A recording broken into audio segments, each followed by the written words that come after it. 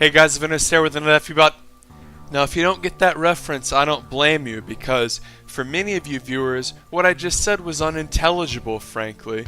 But for the rest of you, you understand that that was Combat X's old intro, where he would say, "Hey guys, it's Combat X here with another FP VOD," at about 30 times, or 10 times the speed of normal human speech.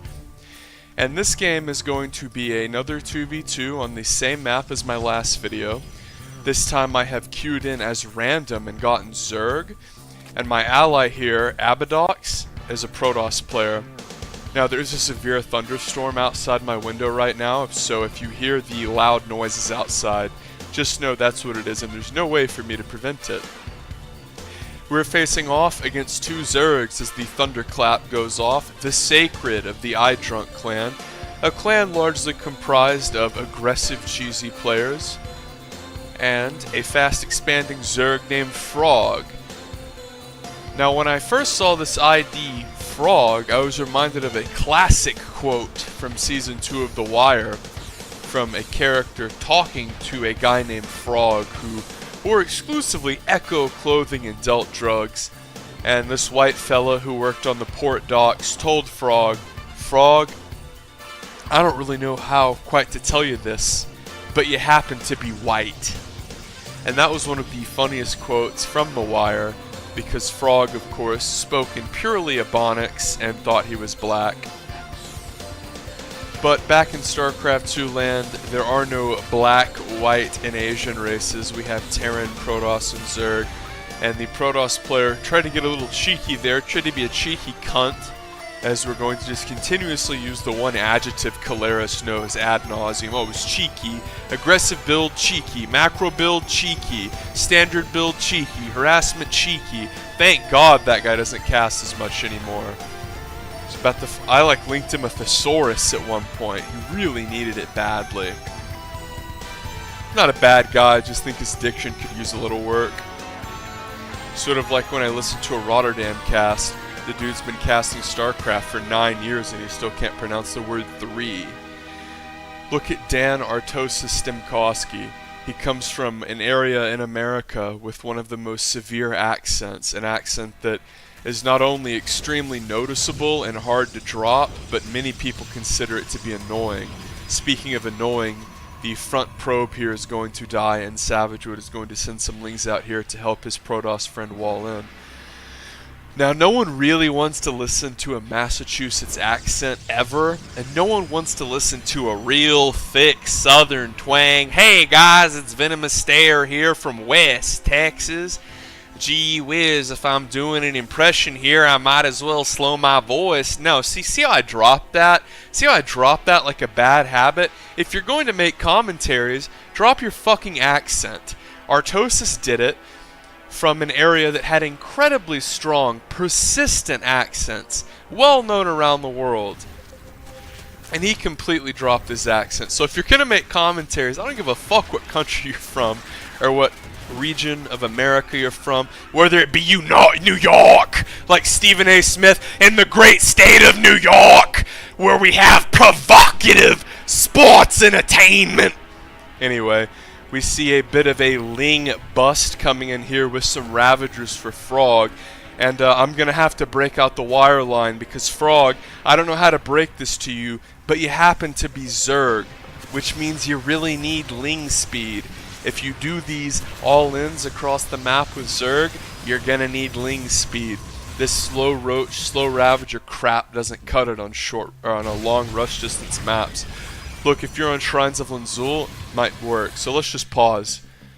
I have a lair. I have a decent amount of drones. Plan here was originally 2-hatch Muta. One of the main things about 2v2 is you have to be more flexible. It's not like 1v1 where you can sort of examine the rush in a intellectually honest, experienced way and say, if the Zerg player all-ins me, he can only have this much stuff. No.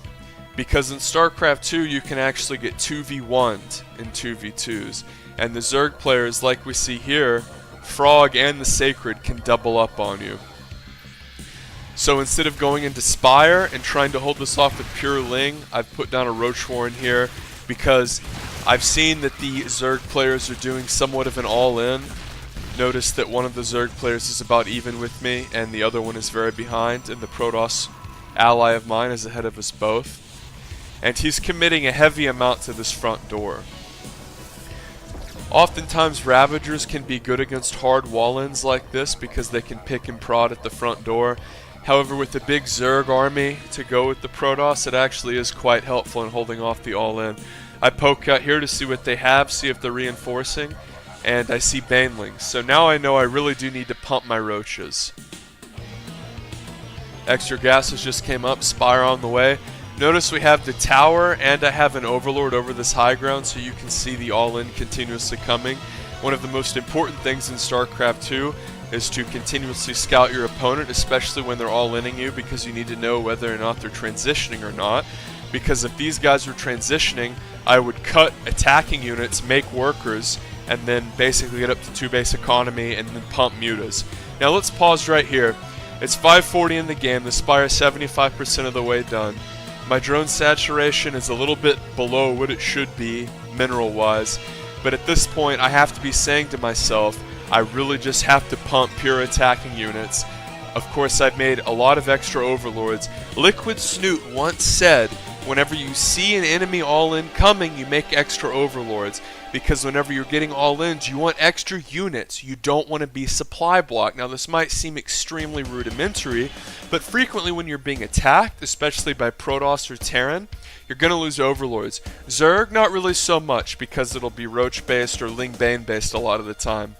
But all it takes is 4 more Ravagers to snipe Ovies down. Regardless, this Overlord and this sort of ridiculous tower hold is a huge difference. Also, if you were the red Zergs in this case and you were going to all in and just keep reinforcing, you probably should have killed these rocks, because walking around here makes it so the rush distance slower. So the Protoss player needs to make sentries, cannons, shield batteries, and immortals, as well as more gates, which he's doing. And if we go to upgrades, he does have warp gate. And me, what I need to do is not sit with my dick in my hand and wait for my muta money to the point where this just does game-ending damage and then I have 6 mutas come out. I just need to pump Ling Bane Roach until I know 100% we can hold. And this is sort of the difference between playing 1v1 and 2v2 in many aspects. Nice force field there. Because the 1v1 player might say, oh, I can hold a Zerg rush here with Ling Bane and go into Muta, but with this double all-in like that, heavy Roach, heavy Ling Bane from 2 different players, it's actually very difficult to deal with. Protoss player continuously warping in. Notice the force fields are doing an incredible amount of damage. And I drop an LOL here in allied chat. I'm not trying to be a Billy Badass and BM them in all chat. I'm just sort of laughing at how good this guy's defense has been. He has a great wall, he's force fielded well, and a large amount of the red Zerg army has been fended off. Now keep in mind this Overlord should tell us whether they're going to keep reinforcing or try to macro. And it looks as though we're going to get some reinforcements. And even though Frog is retreating, this big swell of links tells me that I need to continuously be worried. Lings are following this warp prism because if you have your entire army across the map as Zerg and a warp prism warp stuff in your main, it's very brutal. And at this point, I had a little bit of a gas float because I had to squeeze out a few more drones to try to get my minerals saturated correctly, and I do a couple of small mineral requests to my ally. One of the most underrated things about 2v2 is learning how to communicate with your ally in terms of telling them, hey, I need a little bit of money here.